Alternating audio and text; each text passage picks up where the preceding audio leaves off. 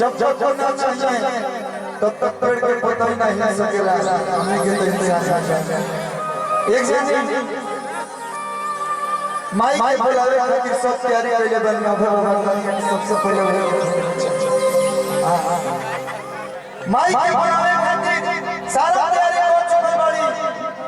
पूजा के सामान के लिस्ट देले बड़े बड़े राजा जी के कहते कैसे जाएगा मुंगाव से डुमराव चल जाएंगे मुंगाव से डुमराव जैसे चल जाए डुमराव से जोन जो पूजा पाठ का सामान जगदम्बा को हम वही सब जगह करो नहीं करते और सही को बना के मत रहो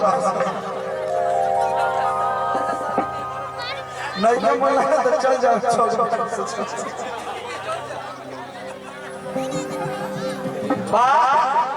मजा नहीं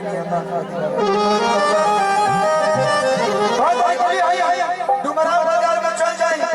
जो जो पूजा पाठ के सामान के लिस्ट का तो ले आए कैसे कोना भाव में कि घर में परस बढ़िया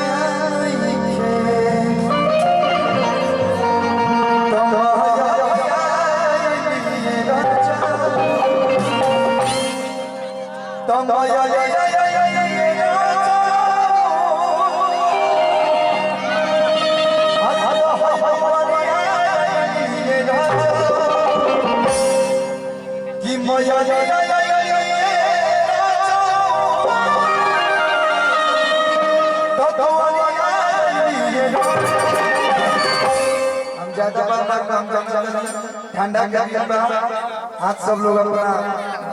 साल में पहले हो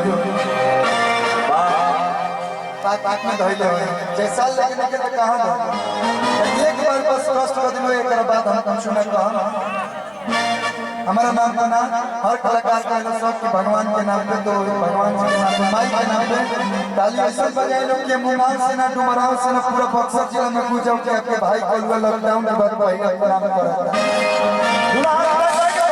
कि माई के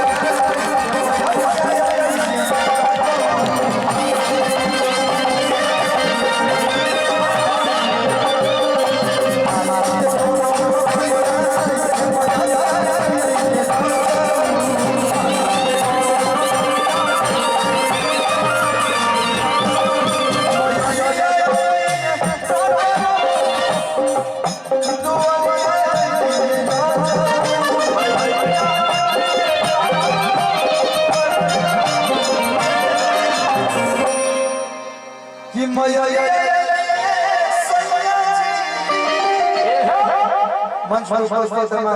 विशेष विशेष बार बार व्हाट्सएप चैट लेके पहले बार फेसबुक देखे चुलबुल भैया माननीय गुड्डू पांडे जी हमारे चाचा जी वहां के साथ एक पूरा चाचा अपना पहले के गिरफ्त बना जाता ये पूरा हो गया कि अरे